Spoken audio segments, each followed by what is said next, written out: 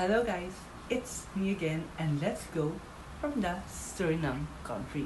So ang Suriname ay isang maliit ngunit napakayamang bansa sa Timog Amerika na ipinagmamalaki ang kakaibang pagkahalo-halo ng mga kultura, relihiyon at wika na bunga ng mahabang kasaysayan nitong bilang kolonya ng Dutch at ang pagdagsa ng iba't ibang grupo ng migrante.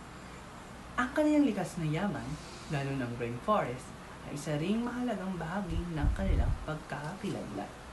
Para naman sa acronym ng Suriname, ito ay ang Republic of Suriname. Sa tagline naman ng Suriname, ito ay ang Justitia Pietas Fides, which means justice, faith, and loyalty. So, ang Justia Pietas Fides ay naglalarawan sa mga pangunahing halaga at prinsipyo na pinaniniwalaan ng Suriname.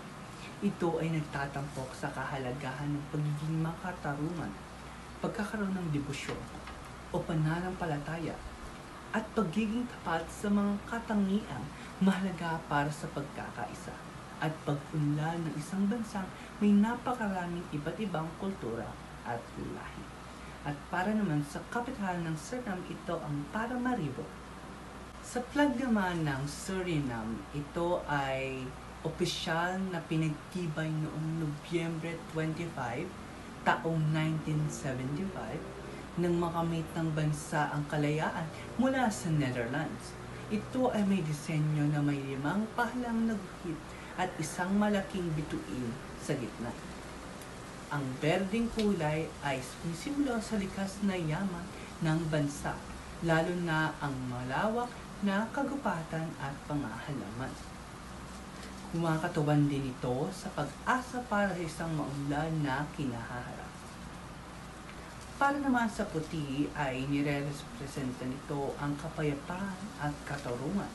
At para naman sa pula ay kumakatawan sa pagmamahal at pag-unlad. At ang gintong bituin naman na may 5 tuhod ay sumisimbolo sa ginintuang hinaharap na inaasam ng Suriname. Ito rin ay kumakatawan sa pagkakaisa ng lahat ng lahi na bumubuo sa populasyon ng Suriname. Ito ang African, Chinese, Japanese, Indigenous at ang European. Ang mga sinag nito ay nagpapahiwatig ng patuloy na pag-unlad at pagtaas ng bansa. Natapos na tayo para sa flag. Ngayon naman ang currency ng Suriname. Ito ang Suriname Dollar or SRD.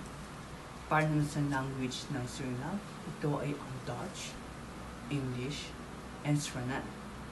Para naman sa religion ng Suriname ay ang Christianity. For the major currency naman ng Suriname ay ang Suriname Airways or PY. So guys, tumapo naman tayo para sa Suriname cuisine. Una na rito ang pinakamasarap nilang food na tinatawag na bara. Ano nga ba ang bara? Ang maanghang na Indian fried dough ng Suriname. Ang bara ay isang napaka-popular street food at snack sa Suriname na may malalim na ugat sa lutuin ng mga taga-India na dinala doon ng mga intended laborers. Ito ay halos katulad ng isang uri ng maanghang na donut o fried dough na gawa sa harina. So sa pangalawa naman nating food ay ito ang tinatawag nilang pom. Ano nga bang pom? Ang pambansang ulam ng Suriname. Isang tradisyonal at napakapopular na ulam sa Suriname. Itinuturing po nga itong isa sa kanilang mga pambansang pagkain. Ito ay isang uri ng inihaw or bake na kaserola o gratin na puno ng lasa. At ang huli naman nating pagkain na tiyak na magugutom ka. Ito ang Moxie Alesi, ang pinaghalong kanin ng Suriname. Ang Moxie Alesi ay isang popular at tradisyon din sa Suriname. Ang pangalan nito ay nagmula sa Suriname Tongo, ang lokal na Krioles na pika. kung saan ang moxie ay nangangahulugang pinaghalong at ang alesi naman ay nangangahulugang kanin. Kaya literal na pinaghalong kanin. So natapos na tayo sa mga masarap na pagkain ng Suriname. Ngayon naman, dadapo tayo para sa tourist destination ng Suriname. Una dito, ang St. Peter and Paul Basilica of Paramaribo. Ano nga ba ito? Ito ang pinakamalaking istrukturang gawa sa kahoy sa kanlurang hating globo. Isa itong mahalagang sentro ng pananampalataya at isang UNESCO World Heritage Site na sumasalamin sa kasaysayan at kultura ng bansa. Sa pangalawang tourist destination naman natin, ito ay ang Galibi Nature Reserve. So, ano nga bang Nature Reserve o Galibi? Para sa mga mahilig sa wildlife of nature conservation, ang Galibi ay isang natatanging karasan na nagbibigay ng pagkakataong makita ang isa sa mga pinakahanga-hangang proseso sa kalikasan, ang siklo ng buhay ng mga pagong sa dagat. At sa pangatlong tourist destination naman natin, ito ang Brownsburg Nature Park. So ano nga ba ito? Para sa mga mahilig sa kalikasan, maraming trail para mag-hiking at makita ang iba't ibang uri ng halaman at hayop, kasama ng iba't ibang ibon at unggoy. Ito ay isang magandang lugar para sa mga bird watching at wildlife photography. Para sa iyo. Para sa huli nating tourist destination. Yes, tama narinig mo.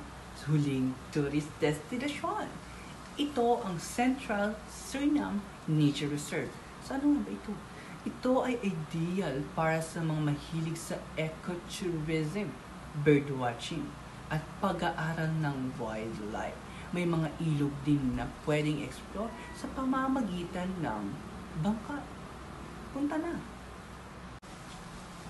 Natapos na tayo sa mga magagandang tourist destination na ating nakita kanina sa Suriname. Ngayon naman, dumapo tayo para sa Festival ng Suriname.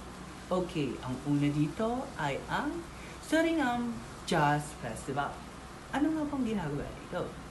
Ito ay isang taunang pagdiriwang ng musika na ginaganap sa Paramaribo, ang kabisera ng Suriname. Nagsimula ito noong 2002 at kanariwang itong idinaraos tuwing Oktubre. Para sa ating pangalawang festival, ito ay ang Fête de la Musique, celebrated by French-speaking countries around the globe. Fête de la Musique, or World Music Day, is held every year on June 21st. Started in France in 1982, the festival's main purpose is to celebrate what organizers call the magical gift of music. Tapos na tayo for the next. Ang huli nating bawitin for Suriname country. Ito ang culture of Suriname. It is influenced by its diverse population, which includes people from Africa, Asia, Europe, and indigenous people. The country's culture is also shaped by its history of colonization. That's it. Goodbye.